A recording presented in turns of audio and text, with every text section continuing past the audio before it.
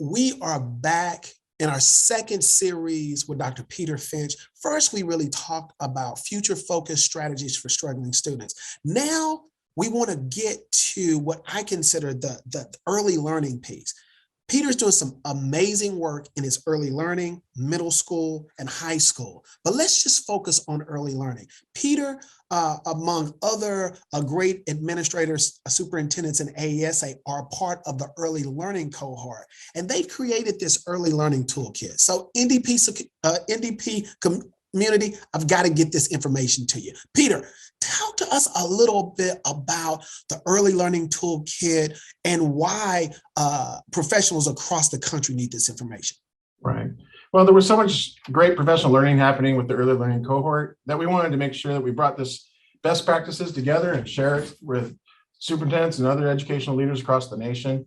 And so there is the toolkit here. It's available online. If you just Google AASA early learning cohort, it's right there on the webpage for the cohort. So we've identified 7 strategies that you would focus on if you want to make early learning a priority. And of course, you do want to make early learning a priority because the research is clear that when kids come into school and they're ready for kindergarten, they're going to just achieve on a trajectory of success that will result in higher graduation rate and higher college attainment and just better life outcomes in general. So the 7 strategies are: promote equity from the start, improve alignment and transitions, establish partnerships with the early learning community, engage families and communities early, support strong executive function and social emotional learning, provide ongoing professional development for early educators, and then self-assessment tools for district-wide early childhood education. And the thing I always say is start now. Right. There's no time like, you're like, oh, well, this district has so much advancement and everything. What are we going to do? Start. I mean, you're going to have an evolution of your work. So you start now. And in our district, we really have this continuous improvement model. And we're making improvements this year that we weren't doing last year. And we're just continuing to make improvements. So we use a 30, 60, 90-day plans in our district. And we had a 30, 60, 90-day plan to start the year and went through the first semester. And now we got it here second semester. And the thing is about those plans is it holds you accountable that in the next 30 days, what am I going to do to advance this work? Right. And then we can hold each other accountable that we're going to get this work done in the next 30 days and celebrate the success that we have in moving the work forward. And then, we'll have some work done by the end of the semester and by the end of the school year, and then start planning for the next year.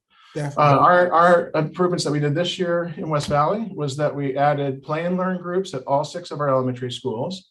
We'd had play and learn in the past, and then COVID hit. And then now coming out of COVID, we decided to ramp up and do play and learn. So play and learn is where we build a relationship with the family early before the child goes to kindergarten, but we're building that relationship. So by the time they come into school and start kindergarten, that kid's been to that school so many times. It's their school, the family feels welcome, and the kid's going to have a great start when they come into kindergarten for us. Definitely. And then the other improvement we did is that we have a badge book for student ownership for learning. We have that pre-K, kinder, and first grade this year. And then this year, we're moving forward with second grade. So we've had the development of the second grade badge book, and we're piloting it now here in the second semester. And the badge book is where students work through the standards at their own pace.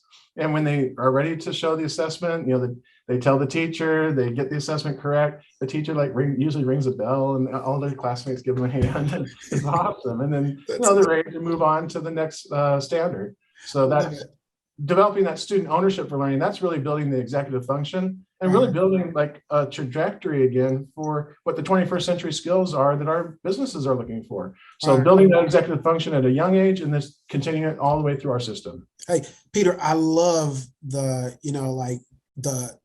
variety of programs you have for children, in early learning and pre-K, because all the time we think NDPC particularly, that children struggle in middle school and high school, but no, children are struggling in elementary, right? So as administrators, as leaders, we've got to really begin to work on the roots when children are coming in.